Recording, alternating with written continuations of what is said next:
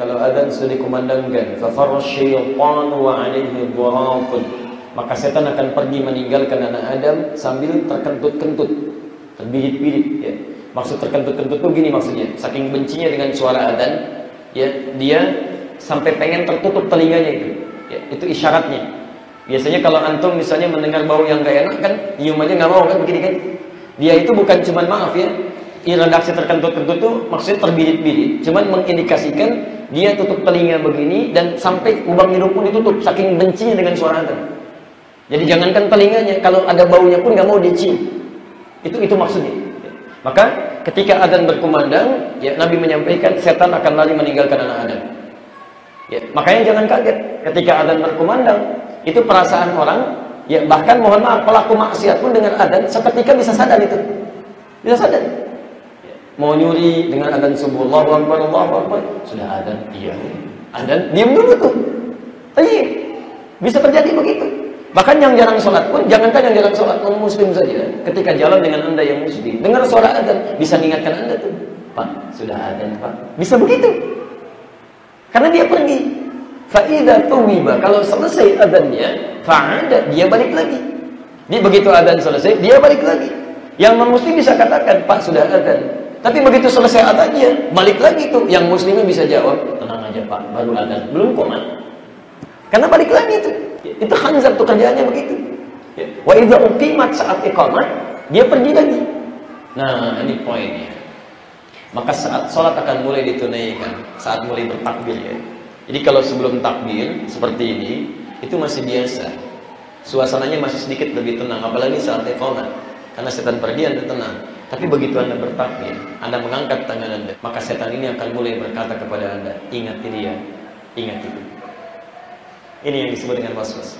Bukan cuma khawatir, tapi masuk ingatan-ingatan yang tidak ingin anda ingat. Nggak percaya, silakan. Begitu nanti anda sholat asar aja nanti, silakan buktikan. Begitu anda takbir, anda nggak mau ingat sesuatu yang tidak ingin anda ingat, tiba-tiba muncul. Padahal saat berdiri sebelum takbir, enggak. Dia begitu takbir, Allahu Akbar, Allahu Akbar, anda ingat macam-macam. Ada motor, kunci mobil, macam-macam, segalanya itu. Sampai pelajaran kita sekarang pun ingat juga. Itu pernah mengalami itu? Itu perbuatan khanzab. Sampai tidak sadar berapa rakaat sedang menunaikan sholatnya. Sampai dia masuk ke saf orang sholat, ada. Jangankan sendirian, berjamaah juga bisa masuk. Kalau berjamaah aja bisa masuk, apalagi sendirian. Makanya Nabi mengarahkan supaya kita sering berjamaah, supaya tertutup celahnya. Di Abu Daud nomor hadis 666, kata Nabi, aqimus sufuf, kan? Rapatkan safnya, luruskan. Hadhu bainal manakib wal aqdam. Yang lurus itu kaki bagian belakang tumitnya supaya bahunya sejajar, bukan kaki depannya. Ya, ini satu kaki ukuran 42, ini 38. Yang diluruskan kaki bagian depan, punggungnya akan bengkok tuh. Tapi kalau sama-sama diluruskan bagian belakang, tumitnya rata, akan bagus safnya. Kemudian apa yang terjadi setelah itu? Wala tadharu furjatin lisyaitan, jangan berikan celah bagi setan masuk ke saf anda. Kadang-kadang anda berdiri, misalnya kakinya begini, yang luar keluar begini, tumitnya ke dalam. Ini sah sholatnya, benar. Kalau sendirian berdiri gak ada masalah, sah sholatnya. Cuma kalau berjamaah ini akan beresiko. Karena kaki anda keluar begini, tadi saya jelaskan di An-Nur, di Jati Bening. Yang satu temannya ikutan begini juga. Ini kaki kanan, ini kiri. Ini begini, ini begini. Yang temannya kaki kirinya nempel begini juga. Maka akan ada celah di belakang ini. Ini yang disebut furjat namanya. Furjat, celah kecil yang muncul dari sisi satu yang menempel. Nih, ini nempel, ini terpisah, ini furjat namanya. Ini celah begini aja setan masuk. Masuk, apalagi terpisah begini. Bagaimana cara mengatasi godaan setan ini? Setan yang menggoda dalam sholat. Ada dua cara yang ditunjukkan oleh Nabi SAW melalui petunjuk-petunjuk Allah Subhanahu wa Ta'ala.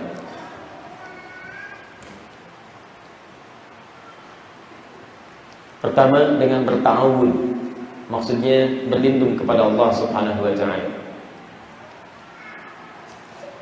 Bacaan-bacaannya, ada bacaan dari Quran langsung, ada yang singkat, ada yang juga ayat-ayat Quran. Misal, antum ada bacaan umum yang bisa dibiasakan anda baca, terutama setelah selesai sholat. Ya, pada umumnya dibiasakan. Itu ada 4 surah berbeda. Ya. Ada di misal kita turunkan Abu Dawud nomor hadis 1523, Al-Ikhlas, Al-Falaq dan An-Nas. Itu biasakan. Ya, yang satu lagi Al-Baqarah ayat 255, posisi paling kiri di pertengahan, dikenal dengan ayat kursi. Allahu la ilaha illa huwal hayyul qayyum la ta'khudhuhu sinatun wa la nawm. Kalau antum biasakan baca-baca ayat itu, diantaranya khanzab itu, ya, setan-setan menggoda dalam ibadah itu akan lemah gitu, sulit merespon adzan, mulai malas-malas. Perbiasakan. Bukan cuman yang salah yang masuk, ya, mungkin saja setannya terlampau kuat. Bagi antum mungkin biasa, tapi anak anda sulit diajak sholat, ya kan? Bisa, kerabat susah dan sebagainya. Ta'awud, ya, ta'awud. Fasta'idz billahi minasyaitonir rajim. Maka mohonlah perlindungan kepada Allah Subhanahu wa taala dari buruknya godaan-godaan setan. Bisa menggunakan kalimat yang ringkas dari Nabi. Allahumma inni a'udzubika min hamazatis syayatin wa a'udzubika an yahdurun. Paling gampangnya a'udzubillahi minasyaitonir rajim. Jelas sih? Jadi kalau ada godaan-godaan yang tidak mudah dan seterusnya anda mau ibadah, baik sholat atau baca Al-Quran dan sebagainya, isti'adzah. Mohon isti'adzah. A'udzubillahi minasyaitonir rajim. Okay. Kalau anda bacakan, kalau anda tahu doanya bisa coba tuliskan aja ya, supaya anda bisa ketahui, termasuk nanti turunan hadisnya. Ya. Allahumma inni a'udzubika min hamazatis syayatin. Ya Allah, hamba bermohon perlindungan darimu dari buruknya tipu daya setan, godaan-godaan setan. Wa a'udzubika an yahdurun, dan hamba bermohon kepadamu agar mereka tidak hadir bersama hamba saat ini. Baik. Jadi pertama, isti'adzah. Jadi boleh, kalau ini sunnahnya ya, sunnah dan dipraktekkan, awas hati-hati, nanti saya turunkan dalilnya. Jadi kalau anda ada was-was banyak macam-macam sebelum sholat, ya ta'awudz, minta perlindungan pada Allah. Ya Allah, ini setan luar biasa ini. Dia datang lagi lewat godaan proyek ini, proyek itu, pikiran ini, ta'awudz. A'udzubillahi minasyaitonir rajim. A'udzubillahi ya Allah, inni a'udzubika min hamazatis syayatin. A'udzubika an yahdurun. Ya. Jelas di sini? Baik. Baru kemudian anda mulai tunaikan sholat dengan baik. Cara keduanya, ini poin yang utamanya. Pelajari fikih sholat dengan benar.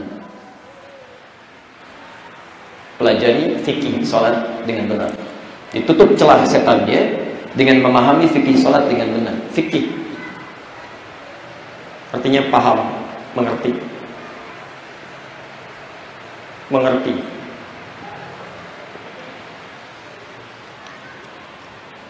Jadi diusahakan betul setiap anda mengerjakan menunaikan sholat, ya, anda mengerti, memahami tentang tata cara sholat yang benar, termasuk bacaan-bacaannya, sehingga peluang-peluang setan untuk menggoda anda tertutup. Saya beri contoh tadi dalam sholat berjamaah, karena kita paham fikihnya, rapatkan betul, jangan berikan celah. Kalau anda kerjakan seperti ini, nanti asar misalnya anda sholat di Ar-Rauf ini, kemudian anda tutup celahnya, rapatkan begini, itu suasana hatinya akan lain. Gak percaya silahkan, anda ada jarak begini sedikit saja dengan rapat begini, itu akan lain, rasanya lain. Yang kedua, tutup celahnya lewat godaan-godaan tadi yang was-was, yang menggoda pikiran kita, ingat ini, ingat itu. Bagaimana caranya? Dengan memahami setiap bacaan dan gerakan sholat. Saya ambil contoh misal, kan ada 3 hal yang harusnya bekerja dalam sholat. Satu, lisan yang mengucapkan. Kedua, ini yang menggerakkan, tangan atau organ yang bergerak. Yang ketiga, pikiran yang menerjemahkan. Ketika anda bertakbir, tangan anda mulai menutup, kata Nabi, letakkan yadahul yumna ala yusra, letakkan telapak kanan yang kanan di punggung yang kiri, seketika ya, jadi nggak ada gerakan lain. Begitu anda takbir, langsung letakkan, karena kalimat hadisnya langsung. Makanya contohnya pun langsung, begitu diangkat langsung begini. Itu saya pernah teliti hadis-hadis. Di rumah kami ada sekitar 1235 kitab hadis. Saya teliti dari yang paling sahih sampai yang paling palsu. Yang palsu aja nggak ada gerakan lain. Misal ada sementara orang yang saat bertakbir misalnya, saya nggak enak kiri duluan, nggak sopan, kiri nggak baik, kanan yang baik. Sama Allah harus baik. Begitu dia takbir, didahulukan kanan dulu ke sini, kiri lalu tutup begini. Jadi putarlah, begitulah, seperti itu kurang lebih. Jadi begitu mengangkat begini gitu kan. Nah itu kami tidak temukan hadisnya. Jangankan di hadis sahih, di palsu pun nggak ada. Dan pemalsu hadis pun tidak tertarik memalsukan hadis ini, saking jelasnya. Dicukup yang kanan, menutup yang kiri begini, tutup, selesai.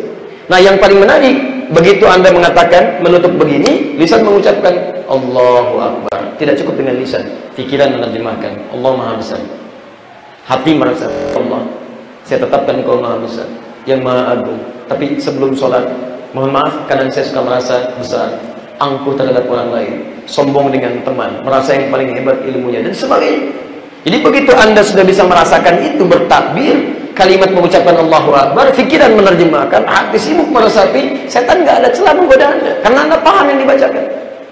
Makanya sahabat Abu Bakar radhiyallahu ta'ala anhu, itu baru takbir aja sudah gemeteran, Pak. Menangis itu. Baru takbir, Allahu Akbar, nangis. Ketika ditunjuk oleh Nabi SAW menjadi imam, ketika kondisi Rasul semakin lemah, Abu Bakar mengajukan keberatan, jangan saya Rasulullah. Situ orangnya sering menangis, takut membuat orang lain tidak khusyuk. Itu baru takbir, itu saking merasakannya. Ali bin Abi Thalib dengan adzan menangis. Ditanya kenapa? Telah tiba panggilan yang bahkan gunung, bahkan benda-benda pun tidak sanggup untuk mengambil itu. Saya yang zalim seperti ini, masih banyak maksiatnya, masih harus menghadap Allah Subhanahu wa taala mempertanggungjawabkan itu semua. Tidak mudah. Itu dalam takbirnya masih menangis karena takut tidak sama antara isi hati dengan lisan yang diucapkan. Jangan-jangan lisannya Allahu Akbar, tapi hatinya masih merasa hebat juga. Kadang-kadang sholat merasa paling khusyuk juga, itu salah. Keliru gitu kan. Maka itu tutup celahnya. Tutup celahnya. Begitu Anda bacakan misalnya kalimat, Anda baca iftitahnya pakai apa? Ada di Al-Bukhari nomor hadis 711. Ada yang wajjahtu, ya, ada di hadis Muslim nomor hadis 1848. Ya, saya mau kasih contoh yang di Al-Bukhari dulu, yang Allah maba'id baini. Kalau antum paham baca itu Allahu Akbar, nikmat ke salat. Enggak ada celah setan untuk menggoda kita itu. Barangkali yang ada cuma tangisan aja. Allahumma ba'id baini wa baina khataayaya kama ba'adta baina al-masyriq wal maghrib. Allahumma ba'id baini wa baina khataayaya. Ya Allah, jika hamba dalam salat ini membawa banyak kesalahan, ya Rabb, hamba akui, karena ya di akhir itu pengakuan. Hamba akui hamba banyak kesalahan. Lalu Anda ingat salah apa sebelum salat?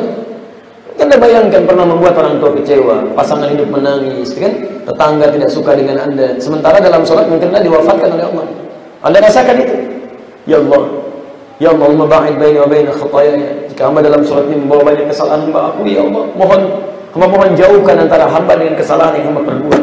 Kama ba'adta baina al-masyriqi wal maghrib. Seperti engkau jauhkan antara timur dengan barat yang tidak pernah bertemu. Maksudnya, jadi kalau ada ba'ada itu beda. Ada ba'id pakai tasydid, ada ba'id. Kalau ba'id itu jauhkan tapi masih kelihatan. Al-ba'id al-mirwahan nih, tolong ini kipas angin jauhkan dari saya. Jauh, tapi Anda masih lihat itu ba'id pakai tasydid. Tapi kalau ba'id itu jauh sejauh-jauhnya. Ya Allah, mohon jauhkan sejauh-jauhnya ya Allah. Sampai kiamat saya nggak mau lihat lagi.